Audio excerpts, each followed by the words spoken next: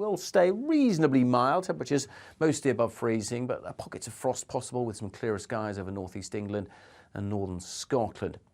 Into the details for Thursday. As I said, a bit of a north-south split. Misty, murky conditions in the south with rain and drizzle at times drifting in. Brighter skies for Scotland and Northern Ireland. Some scattered showers, particularly in northern Scotland. The winds generally lighter than today, but the winds will strengthen and bring down colder air across Shetland, where the showers may well start to turn to snow once more. Further south, though, look at that, 10, 11, 12 degrees, so it's mild, but it is still quite dank and drizzly well into the evening and staying quite murky again. Poor visibility on some of the higher routes across the south as we head through Thursday night and into Friday. Friday, of course, many people may well be hitting the roads, and be aware that we are looking at some heavy rain coming in across England and Wales. This band of rain sweeping its way northwards, so it could be pretty heavy for a time. Again, misty, murky conditions for many as well. Much of Scotland looking dry and bright through most of Friday till this rain creeps into the south. It'll turn wet across Northern Ireland later on Friday as well. That's wet weather leads into a mild start to the Christmas period. Dull and damp for most, but turning colder during Christmas from the northwest.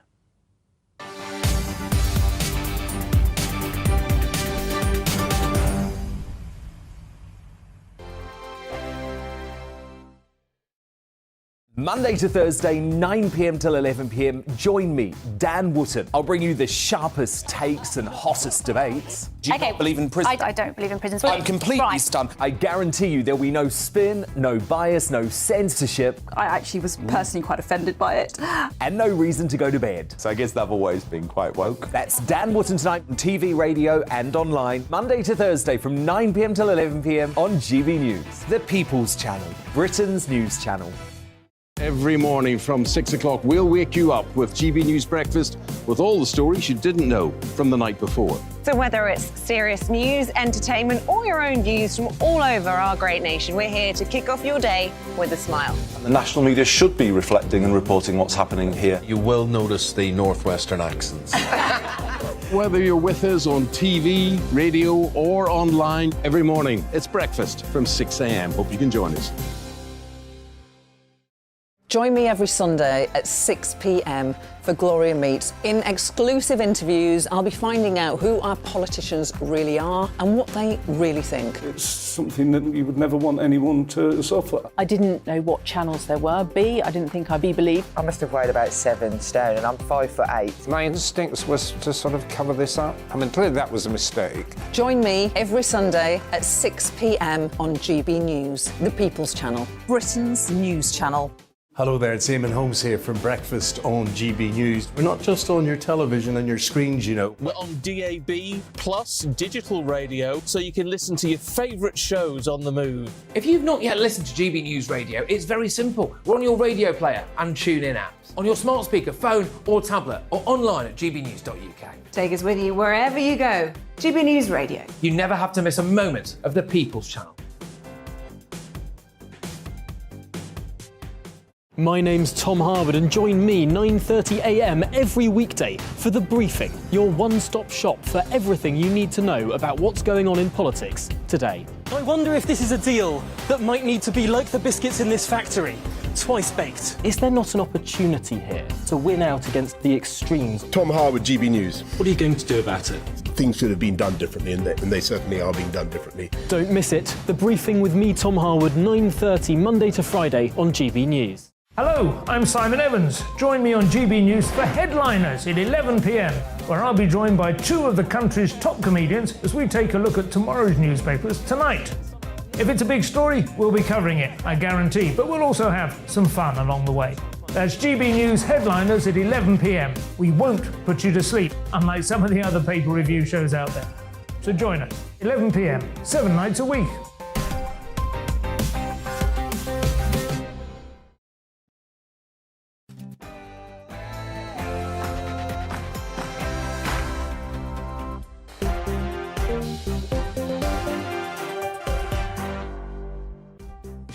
It's 6 p.m. Welcome to Dewbs & Co. with me, Emily Carver. I'm sorry if you were hoping to see Michelle's face this evening. She has kindly allowed me to stand in for her as she begins her Christmas holidays. So, the government has doubled down today when it comes to the striking unions. Steve Barclay, the Health Secretary, has said ambulance unions have taken a conscious choice to inflict harm on patients. Was this an unnecessary escalation, or do you think the government is actually quite right to double down? Perhaps you think the government's strike strategy has been an absolute disaster-level shambles. The public seems to be on the nurses' side, that's for sure. Let me know what you think. And in light of the walkouts, crisis in the NHS, rampant inflation, borders more porous than a sieve, I'll be asking, is Britain going to the dogs? Are we a nation in decline, or do we all need to keep calm and carry on? We've been here before, haven't we, after all? Then, I can't ignore what's happening north of the border in Scotland. In my view, Scotland is about to make a mistake of absolutely epic proportions, allowing men to self-identify as women and legally change their gender as young as 16. I'm very interested to know what you think about that one. Perhaps you have a trans child or grandchild. Do you think Scotland is right to make it easier for people to change their gender? Or are you worried about the impact on women's rights, not least single-sex spaces such as prisons? And finally, have you or your relatives decided to give up the booze? It's been reported that more than half of young people are planning to avoid alcohol altogether over the festive period. Why do you think younger people are rejecting alcohol? All of that to come tonight on Dewbs & Co. And don't worry, we've been collecting the photos you've been sending in of your Christmas trees at home. We'll be showing those too at the top of the show. But before we get stuck into all of that, let's get your latest headlines.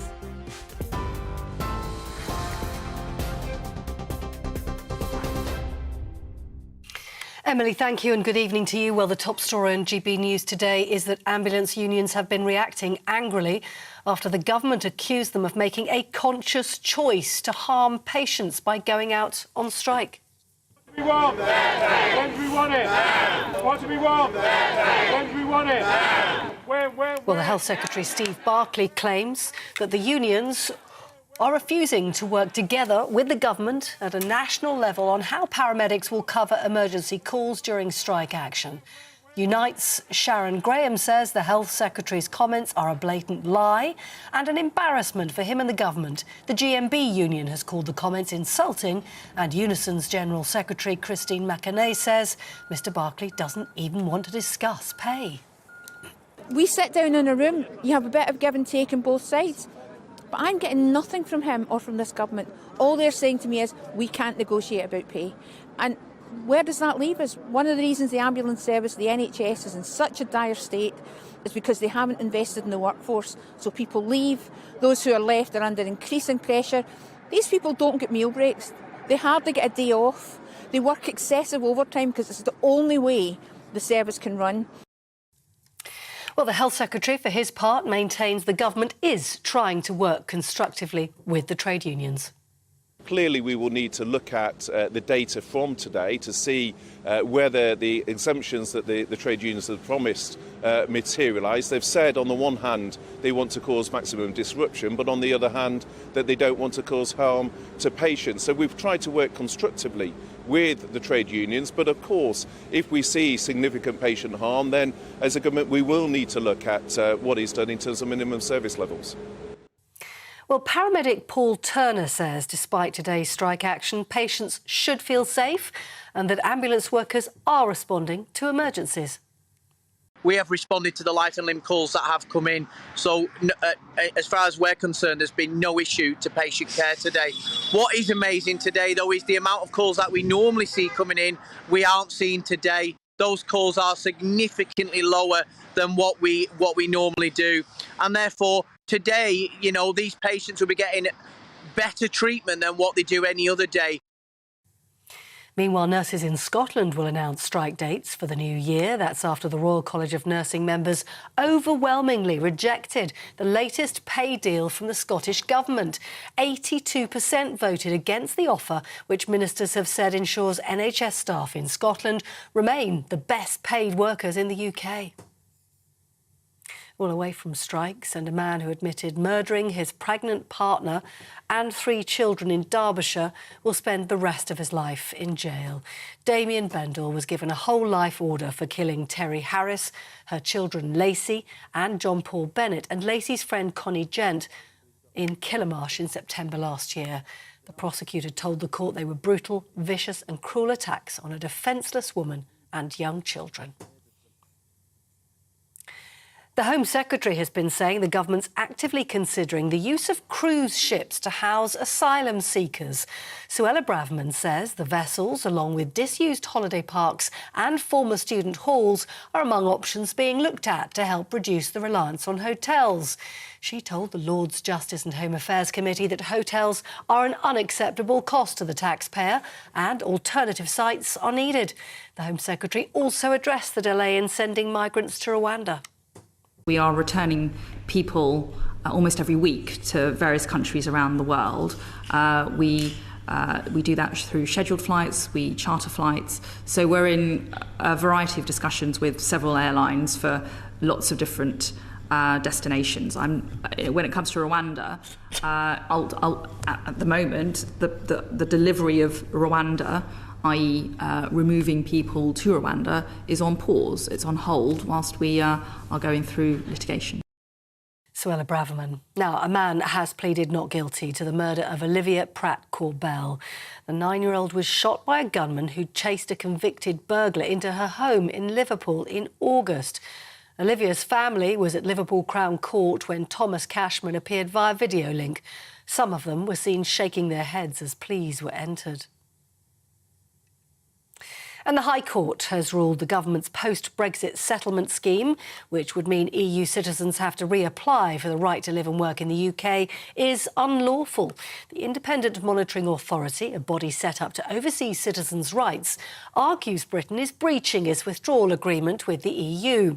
Home Office Minister Simon Murray says the government intends to appeal the ruling. That's it. You're up to date on TV, online and DAB+ radio. You're with GB News. Back now to Dewbs & Co. with Emily today.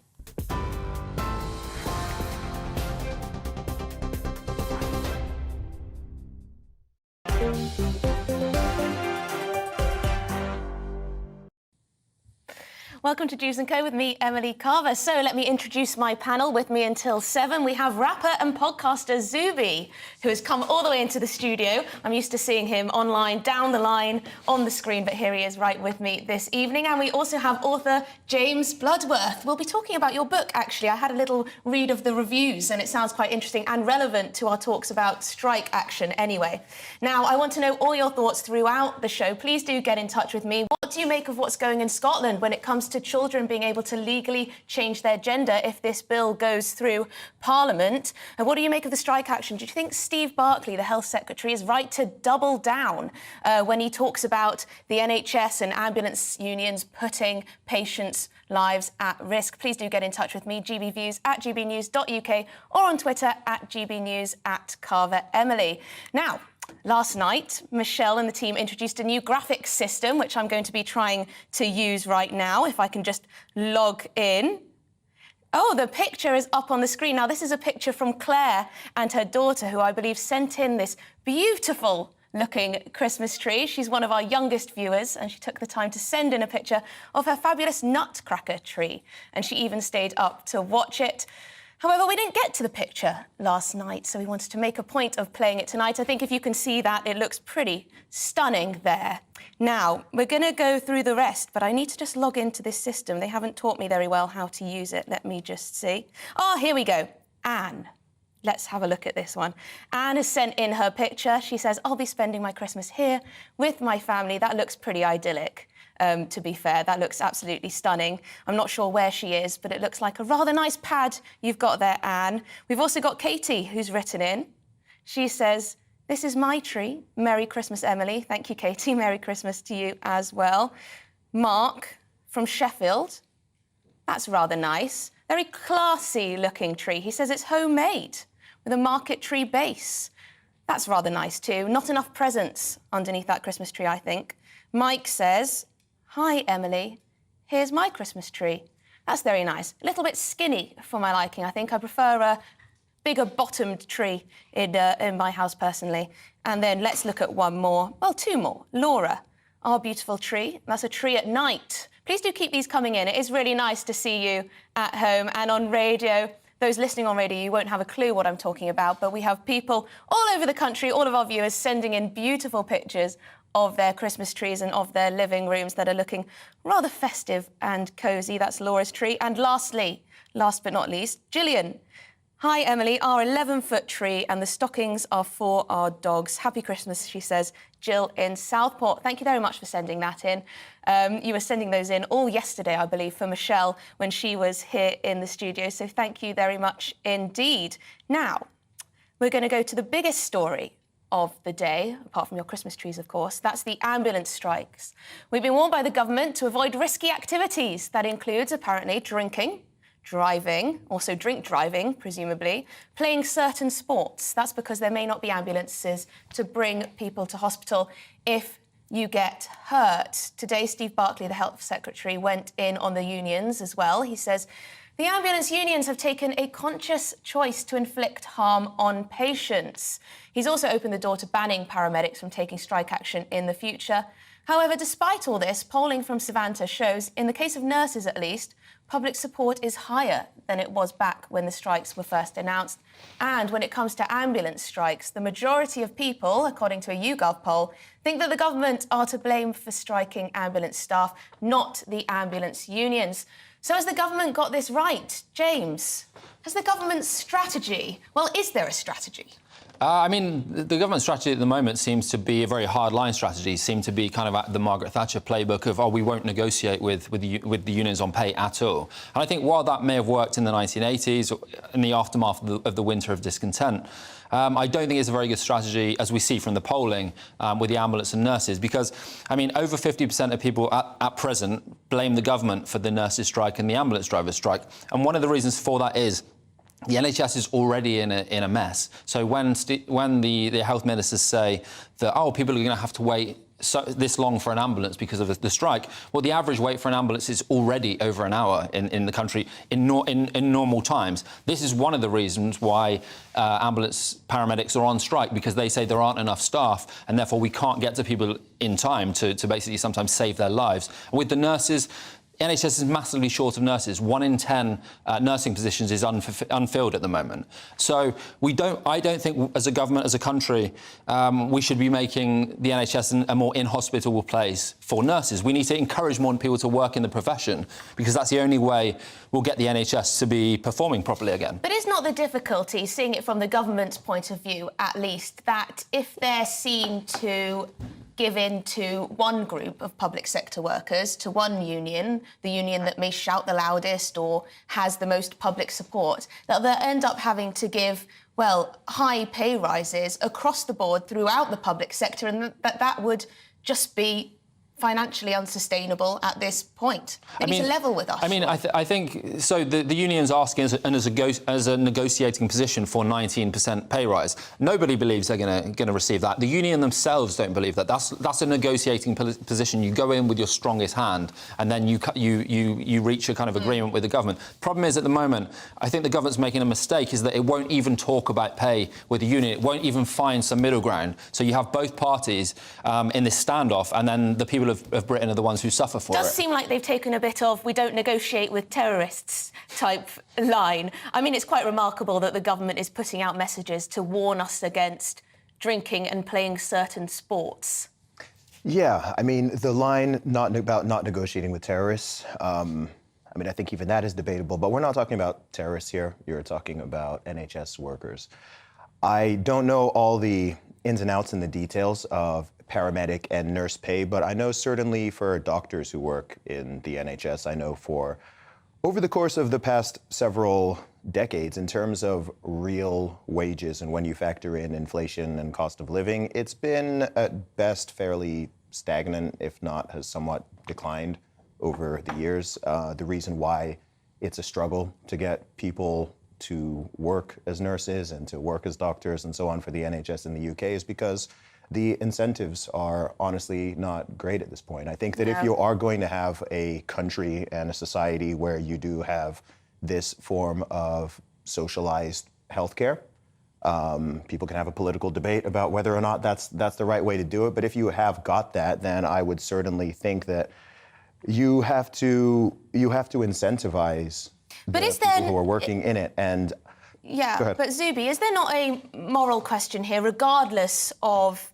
how much support these workers have from the public, and regardless of how reasonable their demands may seem in terms of pay, we know that they've taken real terms hits in some sections of the NHS, at least. Is there not a moral problem with picketing your own hospital, not answering calls to people in desperate need, putting cancer patients' lives at risk, and so on and so forth? Surely, regardless of your pay, that is a very, very morally dubious decision to make, surely. Yeah, I agree. And I can very much, this is one of those issues where I very much see both sides. I very much see both sides of it. If you're talking about emergency services, whether, say, this was a police or a fire department or people working, paramedics, people driving ambulances, then emergency services, those are things that you can't suspend and disrupt because there are going to be real downstream repercussions which potentially involve human beings losing their lives, which has to be avoided. So I think that I don't know the entire backstory, that I don't know all the negotiations that... Fair enough. There have been many meetings, Cobra meetings. I don't know what was attempted before it reached this stage, essentially. I certainly think that you can diplomatically discuss and resolve these things from both sides before it gets to a stage of where we are now, a few days before Christmas, and you have emergency service workers going on strike. I mean, James, I don't like the language that came out of Steve Barclay's mouth today, saying, you know, these workers have made a conscious decision to put patients' lives at risk. I mean, it might be true, but it certainly ups the ante and makes perhaps... makes workers within the NHS feel more hostile to the government. And can that be a good thing? Because I think we have a bigger problem here, and this is the only way we're going to get to solve these pay issues, is that we have an absolutely massive budget for the NHS, 170 billion, I think, the last year.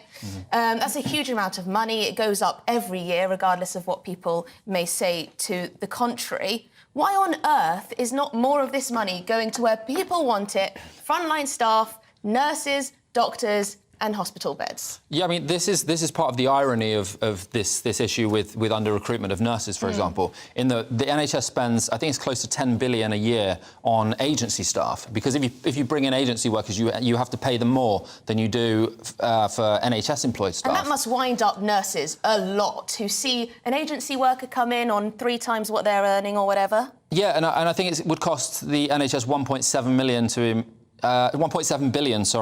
to give nurses the inflation-busting pay increase they're asking for. So you don't have to go up to 19% pay rise, but you'd actually save money if you just paid them what they were asking for, or something close to that, because you wouldn't have to then employ all these agency staff. So I do see that there is a kind of logical argument behind it, and I think it's short-term thinking on the part of the government that says, you know, we should get rid of the nurses' bursary. We shouldn't give nurses a pay rise. But then at the same time, you do have to get all these agency staff in to cover them. You end up spending more money in the long term. Now, Zubi, John has written in, I'm using the new system here, so bear with me. John has written in, he says, Emily, the strikers are putting lives at risk. Why not have the dispute in June and not at the height of the flu season? Now, that's very true.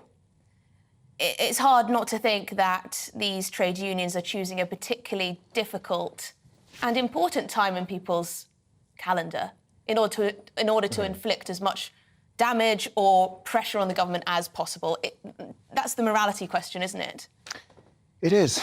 It's such a complicated issue. I think with strikes in general, even if we go outside of the realm of the world of healthcare, regardless of what people think about strikes, the purpose of them, of course, is to cause a level of disruption. That is the intention. Now, if you're talking about people becoming sick or having accidents and emergencies, that kind of thing, and then, of course, there is an additional moral question about this all, about the timing, about the action itself. My gut feeling is that both parties need to be adults and come to the table and talk and negotiate, and not just be putting out, sound bites, attacking each other and accusing one another of things. I don't know This isn't my... the problem is, no, I know it's not your area of yeah. expertise, and I'm sure when we come to the Scottish gender debate, you're going to have huge, impassioned knowledge on that, of course. But I do think it's interesting to get your view on this nonetheless, for sure. Because, James, it's very difficult for the government, because if they've decided that they cannot budge on this pay offer, then what are they supposed to do, apart from double down? I mean, they should change their mind. They should negotiate. I mean, like these things can be negotiated. I think adults. I mean, I think that's what the public wants to see. It's not necessarily they support any particular group's demands for pay rises. It's that they see that negotiation is the way forward. Negotiation is the way to stop strikes. Mm-hmm. The nurses. I mean, 2 years ago we were on our doorsteps clapping for carers, so to speak. And over the last 12 years, nurses have received real terms pay cuts. So I don't think it's out of the question for them to ask for some kind of pay rise, considering they've been dealing with COVID patients, flu cases. They work incredibly hard. But it's also they at least deserve negotiation. It's also worth bearing in mind that many people across the economy have had real terms pay cuts. Unfortunately, in this country, due to economic policy, perhaps, wages have been quite stagnant across the board. And actually, up until this year, public sector workers were, on average, paid higher than those in the private sector. That's worth noting just for balance. Sorry, Zubi, I'm just going to go to some views here. OK. Donald seems to agree with what we were saying earlier. There it is on the screen. Emily, the NHS is free at point of use, but it is not free, and nothing is. Yes, worth remembering, we all pay for it. We need a root and branch overhaul of what it will provide and to whom. Now, you don't give any more detail on what you mean by that, but I certainly would agree that we need more drastic action when it comes to the NHS. Clearly, it's not sustainable if we're pumping so much money into it and we're getting pretty poor outcomes. It's mismanagement. I don't believe that the money is there. The money is there. The amount of money that is being wasted to the tune of billions every year on various things that are unimportant, and that money like can be... the manager of lived experiences, which we saw in the NHS. 150K. Right, there's so much wastage in these entities. That's the reality of it. And it's also very opaque. Unless you have friends or family who work within the NHS and you listen to them and hear certain stories, there's not a lot of transparency of exactly what's going on. Where is that money going? That 170 billion budget, I'd love to see a very clear and detailed breakdown of where is all that money going. On that transparency point, Martin has said, if we just get that up, please, please, please, can someone tell me why unions and government can't negotiate in an open forum so we can all see who is to blame for causing problems and delays? Now, that could get a bit fiery, a bit punchy, I imagine, with some of those trade union bosses. And I do think it's worth reminding, we talk about the need to negotiate, etc., etc., but some of these unions are very much out-and-out socialists. So they do have a political motivation as well as trying to get the best pay offers for their workers. They would very much like to see, on the whole, I would imagine, would like to see the Conservative government go down as quickly as possible. Yeah, but I mean, the Royal College of Nurses is not a Labour-affiliated organisation. They're not, you know, it's not like a Marxist or communist organisation. They just kind of standing up for their members. The members have voted. Well, I mean, if you look at the RMT, there are members of the Communist Party. Yeah, I know, I agree. In their lineup. There are people in the RMT who, you know, support Cuba and believe in this kind of socialist paradise, and I think that's nonsense. But they're not affiliated with kind of the Labour Party, for example. And the Royal College of Nurses, for example, is a fairly moderate organisation. It's representing their members. Well, I think there's an awful lot of placards waving "Socialist Workers of the World Unite" at any of these picket lines. I mean, they're like cockroaches, though. They get everywhere. Yeah, they do turn up to everything, so perhaps there's that. Anyway, we're going to move on. Coming up, there's been a lot of gloomy news around, and it prompts the question, is Britain on the way down? We'll discuss if the UK is a country in decline. Are we going to the dogs after the break?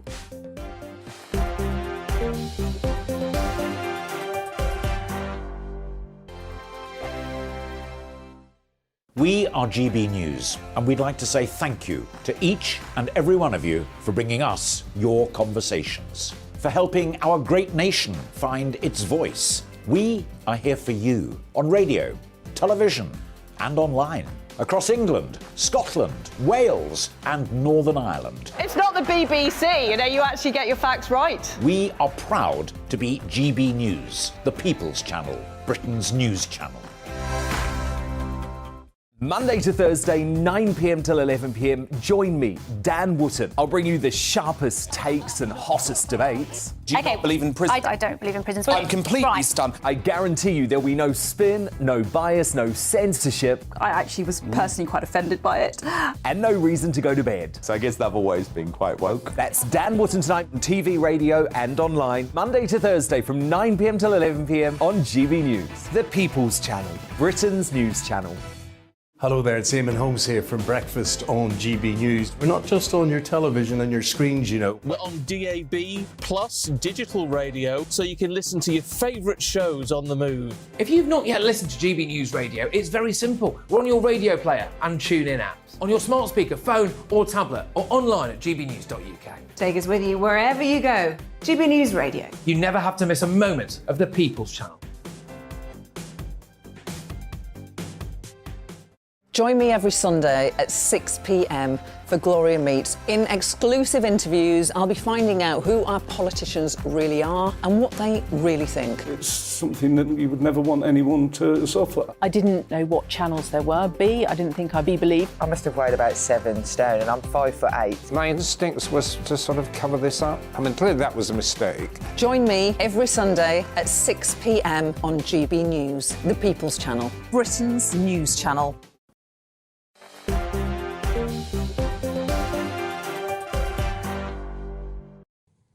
Yes, welcome back to Dewbs & Co with me, Emily Carver. Now with me until 7 p.m, I will reintroduce my panel, which is rapper and broadcaster Zuby and author James Bloodworth, here with me till 7. So, lots of you are getting in touch about those strikes, whether the government is to blame, whether the unions are to blame, whether the NHS itself is to blame for what's going on. James says, the government... Let me just get it up on the screen for you there. Yes, there we go. James, the government had us clapping for the NHS, locking down to protect the NHS. Surely now it's time the government stood up and did their bit to protect the NHS. Now, I wonder what he means by that. Does he mean put more money into the NHS? Does he mean, support the strikers, give them the pay offers that they're asking for? I'm not so sure. We need a bit more detail from you on that, James. And Kevin says, nurses could run the country, but MPs couldn't do nurses' jobs. Go figure. Well, I don't know if we have any nurse MPs. Perhaps we do. Perhaps we have 1 or 2 MPs who have been nurses, but that's very true. Would you rather nurses or politicians were paid more? I'm sure probably a majority of the public would like to see nurses paid more than their politicians, but perhaps that's never going to happen. And Chris said something nice to me. He said, don't apologise for having to stand in for Michelle. You're a class act. Regards, Chris. Thank you very much indeed. Now we're going to be moving on to another topic, which is, well, it's got something to do with the strikes in light of the strike action and, of course, the perpetual crisis in the NHS, rampant inflation, our porous borders. Lots of people seem to think Britain has seen its best days. Do you think Britain has gone to the dogs? Columnist at The Times, Danny Finkelstein, has said today that we shouldn't fall for gloomy tales of British decline and that we can turn things around. Zuby, Finkelstein has written of Margaret Thatcher. Britain, she felt, was a great nation. Of course it could revive. She was right then, it's the case now. Is he right? Are we just going through a bit of a dodgy patch? I think we're going through a correction. A correction? I think there's a correction. One thing I do certainly notice in the UK, and I say this as someone who travels all around the world. Yeah, you're all over the place. I'm all over the place. One thing I sense in the UK and also in various other Western countries is demoralization and a malaise. It's a sort of stagnation, a sense that when I talk to people, I feel like a lot of people of our generation and perhaps the one above are not very confident that their children or future children are going to have a better life and quality and standard of living as to what they had. I think that you can generally gauge the level of optimism in a country by whether or not people think that the future is going to be better than the present. I hear people saying that they don't even want to bring children into the world right now, or bring children into the world, into the country, because they don't know, that's regardless. And I'm seeing this from people on both sides of the political aisle as well. Perhaps they have different concerns. What some people are saying, the climate is gonna, the world is gonna burn up in a fireball, and the sea levels are gonna rise, and everything's gonna be uninhabitable. We're destroying the planet, so I don't want to add to that. Other people are saying, the culture and the society and the morals and all that is declining, and so therefore I also don't want to do this. Yes, that's a very good point. It seems to me that everyone, wherever you are on the political spectrum, whatever your lived experience is, thinks the country is going to the dogs in a different and unique way. Some people are concerned that there's too much wokery infiltrating our institutions. Some people are worried about the fact that our borders seem to be more porous than a sieve, as I said at the start. And then some people, of course, are worried about the direction the economy is going in. What do you think? Yeah, I mean, I think you can separate those two things in some way. So, I mean, there's a lots of kind of cultural arguments at the moment. So you could say, is wokeism going too far? Sometimes I think it is. Sometimes I think it's not. Just a bit. I mean, look what's going on in Scotland. Yeah, I mean, I guess we'll touch on that in a minute. But I think the economic stuff, it does feel like Britain's in decline. I think Britain is a great country. I'm not of the idea that Britain can't get better and that it's not a blip. But I think lots of stuff we're seeing now is a product of short-term thinking among politicians. So, I mean, look at the energy crisis, for example. That's partly a response to the situation in Ukraine, but it's also because, I mean, Nick Clegg in 2010 said that we shouldn't build more nuclear power stations because they will only come online in 2022. So, why should we worry about that far in the future? We could have had nuclear powering the studio. And, now that would have made a big difference to Britain's energy supply. I think there's issues around migration. So that one of the reasons we have such big migration backlog. So there's people who came here in 2018 who still haven't had their claims processed, whether they go or whether they can stay. Because the idea in government was that you can just cut the budgets of some of these departments and it won't make any difference to the processing of these people. Have anticipated that tens of thousands of people would get into dinghies and cross the channel. I mean, Britain's the fifth richest country in the world. People will always want to come here. Same in the United States. People will always try to get into the United States from South America because they want to live this lifestyle that we are lucky enough to live in the West. And so I think they should have at least anticipated that there are certain aspects of government that you can't just cut and it won't make any difference. I think it was a mistake, and I think we're reaping the consequences of that now. Although quite a lot of budgets did... Same with the police. ...stay, the same or were just not increased. But the Border Force has lost jobs, though. I mean, the Border Force has lost jobs. There's fewer police, so police are saying that burglaries are not being investigated. They stick to easier crimes, like investigating what people say on Twitter. I think... Well, I think all agree that's nuts. I think we can argue about different cultural things, which many of us would probably agree are kind of a bit crazy right now. But I think the idea that you could just cut all these budgets, cut the state to the bone, and it wouldn't make any difference, I think was a mistake. Well, I actually take the view that Liz Truss, for all her flaws, Zubi, for all her flaws, she did strongly believe that Britain could do better. And in her mind, that meant leaving more money in people's pockets, i.e. taxing them less, looking at which regulations we could change to free up business and enterprise, and make Britain a welcoming place for entrepreneurs and people who can create wealth, which, of course, supports our public services like the NHS. Yes. Do you think that we missed a trick there?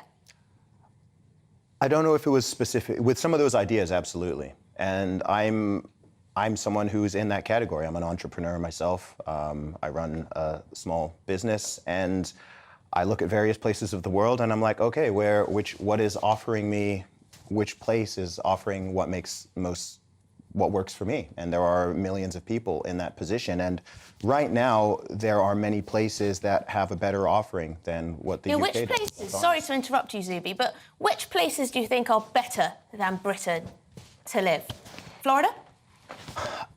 I don't want to say better to live it's a kind of a loaded question because there are so many factors. It's easier to get on and have a good standard of life. I'd say if you're someone who's entrepreneurial minded and interested in innovation, I would certainly say some of the red states in the USA, Florida, Tennessee, Texas, have a better offering. I would say the Gulf states, I'd say places like Dubai, Doha, those have extraordinarily low tax rates, if any, and there's a lot of innovation and opportunity going on. They're creating incentives to draw entrepreneurial-minded people, to draw small and medium businesses, and to really grow that. Whereas there are also places, I mean, in the UK, corporation tax rates are going up next year. James, sorry, Zubi, sure but James, Do you think, I don't know if you have a family or not, but I think there's quite there is a view out there among people of childbearing age that they're very worried about the future, not least because they themselves may not even be on the housing ladder yet.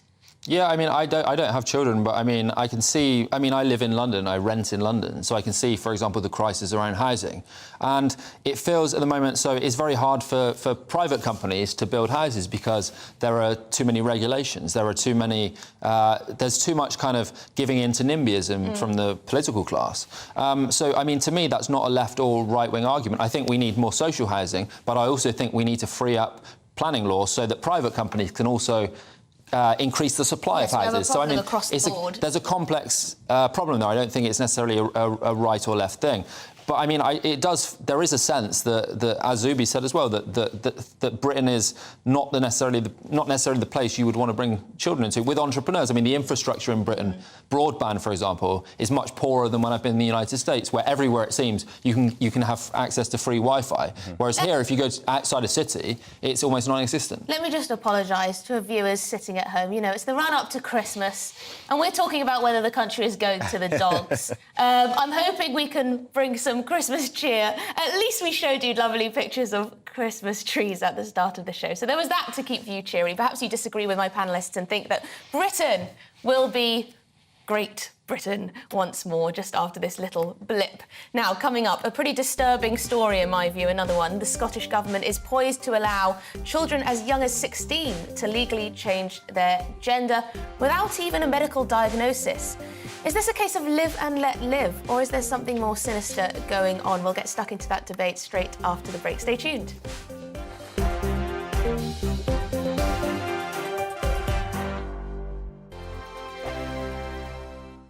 Monday to Thursday nights on GB News. At 6, it's Dewbs & Co. 7 o'clock, Farage. At 8, join Mark Stein. And at 9, Dan Wootton Tonight, followed by Headliners. On TV, radio and online. This is GB News.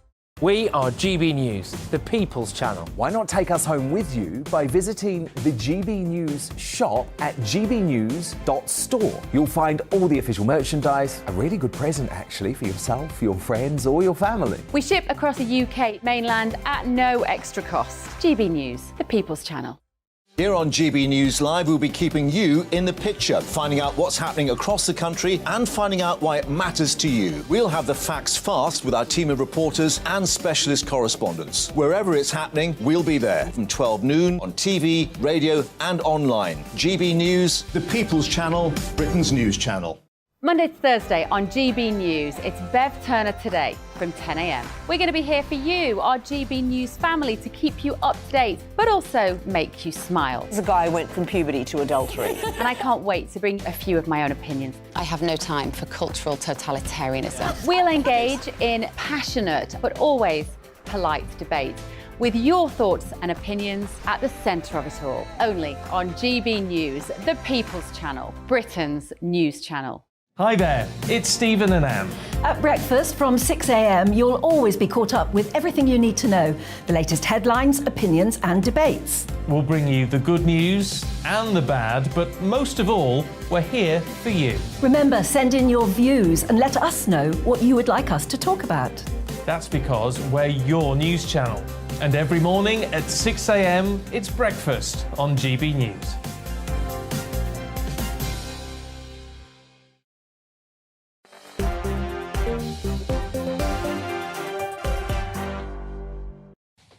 Yes, welcome back to Dewbs & Co. with me, Emily Carver. With me until 7, my lovely panel, rapper and podcaster Zubi and author James Bloodworth. Now, you've been getting in touch throughout the show. Chrissy has said, let's get that up on the screen for you. Chrissy has said, Emily, we can find millions for Ukraine and millions for illegal immigrants, but we can't give the nurses a good pay rise. I mean, some people would say that's a bit of whataboutery, but actually, you make a fair point. Is this simply a political choice from the government? We have found huge amounts of money to send abroad, rightly or wrongly, and huge amounts of money to spend on keeping illegal migrants in hotel accommodation. So I think you raise a fair point, to be honest. Nigel says, train more nurses, not necessarily just at universities. That's another good point, and it's something my mother actually used to say to me. She said, why do nurses need to have a full-on degree? But I guess we'd have to ask a nurse that. Please do let me know. If you are a nurse sitting at home, please do let me know if you think a degree should be necessary. And then, this is moving on swiftly to our next topic, actually. Graham has said, allowing children to make their gender decisions without any medical consultation is absolute madness. This is not what the people want their government to be doing. Yes, it's actually definitely not what the Scottish people want their government to be doing. About 2/3 or more of voters have said that they absolutely do not support the change in legislation. So, Nicola Sturgeon, perhaps frustrated that she can't self-ID Scotland as an independent country. She's instead plans to let teenagers declare themselves the opposite gender. The lowering of the age limit is part of the SNP's controversial plans to reform the Gender Recognition Act. It will allow men and women to legally change their gender without even needing a medical certification. It's not clear when the final vote in the Scottish Assembly will now take place due to the number of amendments being proposed, as you can probably imagine. James, there's huge opposition to these proposals from women's groups, among others. Do you think the SNP is pushing things a little bit too far? I don't understand why they're doing this. Yeah, I mean, I do think they're pushing things too far. I think the opposition from women's groups is warranted. I think there's lots wrong with this push. I mean, personally, you know, I support the rights of trans people. I support equality. I do support adults who have gender dysphoria seeking treatment for that, and once they've had therapy, once they've been diagnosed with gender dysphoria, being prescribed hormones, and if they want to have sexual reassignment surgery, I'm a liberal, I believe in a free society, they should be able to do that. But I think it's a very different proposition when it comes to children. I think teenagers can be incredibly confused about their sexuality, can be incredibly confused about their identity. Teenage years are when your identity is actually being formed. I don't think they should necessarily, I think the first stop should be therapy. I think the first stop should be talking to people, figuring out their identity. And then if, when they're an adult, they still want to pursue gender transition, only then should they have access to mind and body altering hormones. You know, that decision to go on hormones can make you sterile. I think that should be something that, if someone wants to do that, a small percentage of people who do want to change gender, they should be able to do that as adults. But I think it's very tricky to allow children to do that. Yeah, you raised some decent points there for sure. Zubi, do we want to... The difficulty is many of us are liberal-minded, we have a live and let live attitude, but do we think the law should accommodate people who believe that they were born in the wrong sex? Or is this the madness of crowds? Are we denying biological reality? I think this is complete insanity. There we go. And if we're talking about the so-called decline of Britain, this particularly is the kind of stuff that is deeply concerning to someone like myself and many millions of other people out there. Why? Tell me, what gets you the most? Because this is a fundamental attack on truth. You can't change the sex that you can't change your sex. And you certainly cannot change the sex that you were born as. If you were born a male, you were born a male. If you were born a female, you're born a female. Allowing people to go and alter their birth certificates because they themselves feel a certain way, whether they're a child, whether they're an adult, that's a fundamental attack on truth itself. That's an attack on biology itself. Before you even get into all of the potential impacts on women, from sports to prisons to private areas and stuff like that, Zubi, it's a fundamental attack on the truth. I take your point, definitely, Okay. and I agree to a large extent, but what do we do with people who are genuinely suffering from gender dysphoria? I was interviewing a young lady who's at university now who hadn't been diagnosed with autism at the time, but now knows she's autistic. Okay. And she almost got to the stage where she was about to have, well, irreversible surgeries. Wow. To change into a male. What do we do about this? How far should we indulge it, if at all? What is the problem that we are trying to solve here? I think before we get into the nitty-gritty of the laws and this, my big question is what is the problem that we are trying to resolve? People talk about rights. What human rights, what rights do people not already have? Who does not have rights? People say rights. It's like everyone already has equal rights. regardless of how you identify. James, people who are suffering from gender dysphoria and believe that they were born in the wrong body want to have that legal recognition as soon as possible so they don't feel like outsiders in, you know, the rest of society.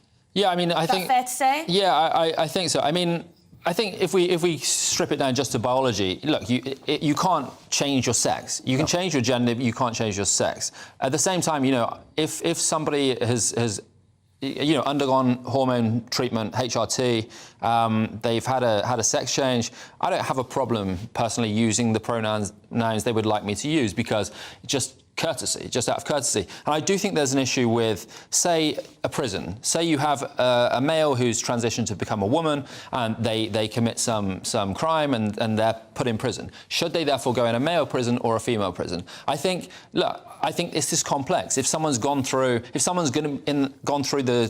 full transition, they would be vulnerable in a male prison. But do I necessarily think they should go into a female prison? No, I think there are safety issues with that as well. The point is, it's complex, and just the Scottish government just ramming through this legislation as if there's no complexity to it, as if there won't be men who say, I identify as a woman just to go into women's changing rooms, just to go into women's toilets, just to attack women.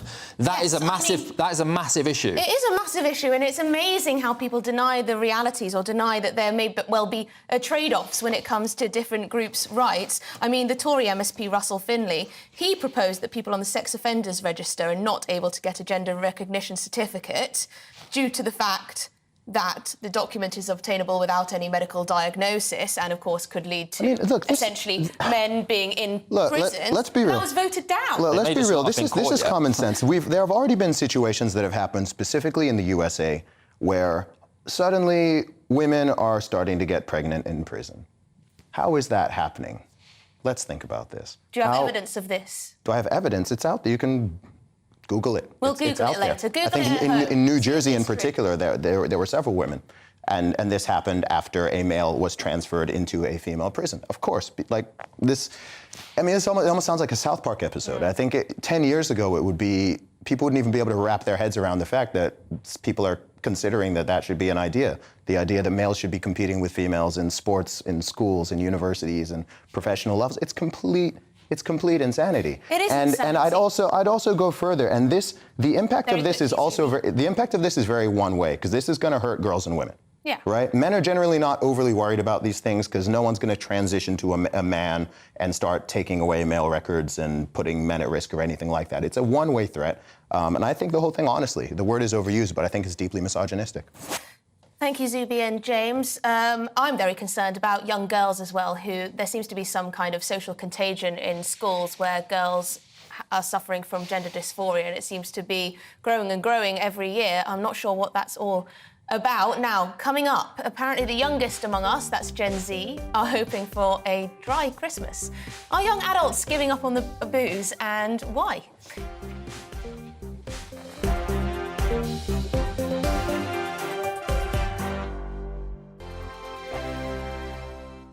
Every morning from 6 o'clock, we'll wake you up with GB News Breakfast with all the stories you didn't know from the night before. So whether it's serious news, entertainment, or your own views from all over our great nation, we're here to kick off your day with a smile. The national media should be reflecting and reporting what's happening here. You will notice the northwestern accents.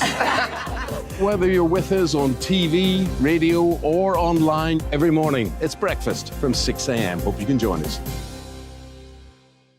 We are GB News, right across the nation. You can get us on television, on radio, on digital. We're absolutely everywhere. Amazing! You see, amazing! You remind me of me in the European Parliament. But here's the most important bit. We are not part of the mainstream establishment. We think and speak just like you do. We are the People's Channel. Magnificent. That's really, really thoughtful. Come and join us on GB News, the People's News Channel. My name's Tom Harwood, and join me 9:30 a.m. every weekday for The Briefing, your one-stop shop for everything you need to know about what's going on in politics today. I wonder if this is a deal that might need to be like the biscuits in this factory, twice baked. Is there not an opportunity here to win out against the extremes? Tom Harwood, GB News. What are you going to do about it? things should have been done differently, and they certainly are being done differently. Don't miss it. The Briefing with me, Tom Harwood, 9:30 Monday to Friday on GB News. Join me, Nana Akue, Saturday and Sunday afternoons on GB News. Expect fiery debate and passionate discussion as me and my panel tackle some of the biggest topics hitting the headlines. It's a place for everyone's opinion. No one gets cancelled, but no one gets an easy ride. Oh, she's on it today! Be ready for conversations that are fierce, frank, and of course, fun. Every Saturday and Sunday afternoon from 4 p.m. on GB News, the People's Channel.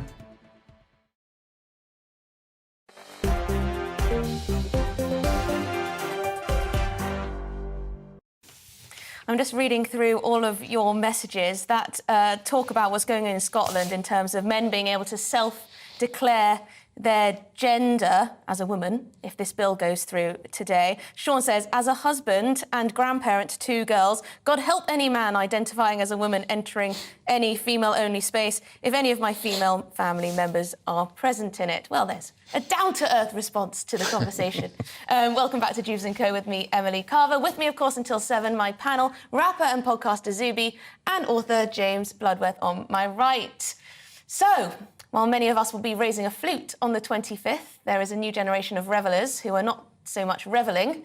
They'll be passing up the alcohol altogether. More than half of young people are dreaming of a dry Christmas this year, it seems. The trend is being driven by Generation Z, those born between 1997 and 2012. Now, none of us on the panel are Gen Z, I don't believe. I think we're probably all millennials. Do you think, now, Zuby, yes. I read in your briefing notes that you are a teetotaler. Yes. Is this for health reasons? Do you think this is a brilliant thing that young people are rejecting the booze? I'm a big fan of this. I was a little bit concerned about Gen Z, the Zoomers, but this is heartening, and I saw that the majority are saying that they're doing it for health reasons. So I think that that is positive. I had some concerns that maybe they were just so into iPads and social media and not wanting to go out and engage in social interaction, that maybe that's why they're not. But it seems like they're being health conscious. And, ultimately alcohol is a poison. It does cause a lot of problems. I'm not saying people, if people want to drink, they can drink. But Well, I it's think addictive to some people. A lot of people. Yes. Millions of people. So I think that the fact that they don't want to drink is good. Well, there we go. Something very positive to say about Gen Z and Zuby's opinion. James, apparently, according to the statistics that were included in this report, 6 in 10 said that health reasons were the main factor. Just over half said cost was a factor. Is it that, your card is probably going to bounce if you're that young, when you're trying to buy a round for your mates, you'll just forego it for health reasons because it's just so expensive? Yeah, I mean, it depends what you want, what you're willing to drink. I mean, I think you can still get like cans of special brew in the supermarket. I mean, there's people on my road first thing in the morning drinking those. So, and Wetherspoons is still good value. Yeah, I mean, I drink, but I'm also health conscious, so I don't drink that much. And I think the young people are health conscious. I mean, more young people go to the gym, and I think that's a really positive thing. But I think, I also do think there's a bit of a hangover from lockdowns. Not to use a pun, but fewer people are going out. I think getting more reclusive. Yeah, I mean, I've noticed just with friends, and it's harder sometimes to get people to come out now because they've got so used to staying indoors with lockdown.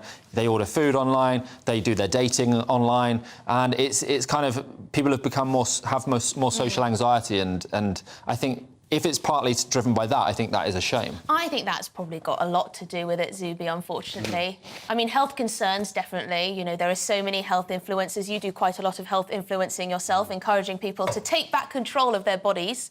But, are young people actually being a bit reclusive and they can't be bothered to go out and see their friends and they're hardly likely to start boozing at home alone? Well, I think actually during the lockdown periods, a lot of people were boozing at home alone, which was a whole problem in itself. So I think it's good that older people, though. Perhaps older people. Yeah. But I think it's good that that's declining. And I also think it's good for people to realize that you don't need to drink a ton of alcohol in order to socialize and to have fun and to celebrate. I think culturally there's such a deep connection here with that, here and in some other countries.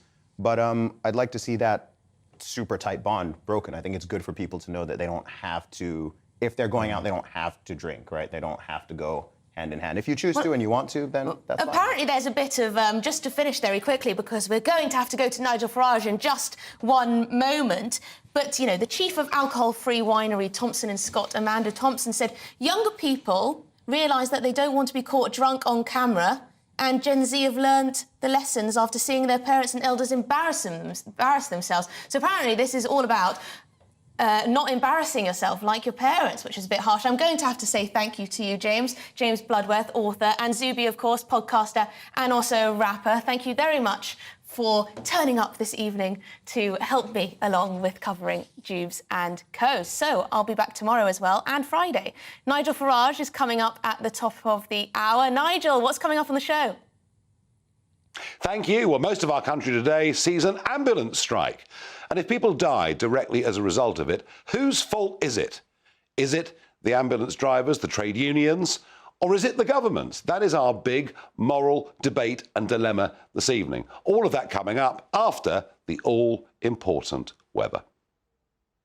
Good evening, Alex Deacon here with your latest weather update from the Met Office. A fine day across parts of the north tomorrow with sunny spells, but it is going to be a north-south split, misty, murky conditions across much of the south with rain at times, courtesy of low-pressure systems and weather fronts moving in. This low is still bringing plenty of heavy showers across Scotland, parts of northern England this evening, and tightly packed isobars as well. Still very blustery, but the showers will be fading here through the night. We'll keep some going in northern Scotland. Rain moving in once more across parts of southern England. Quite misty, murky conditions here as well.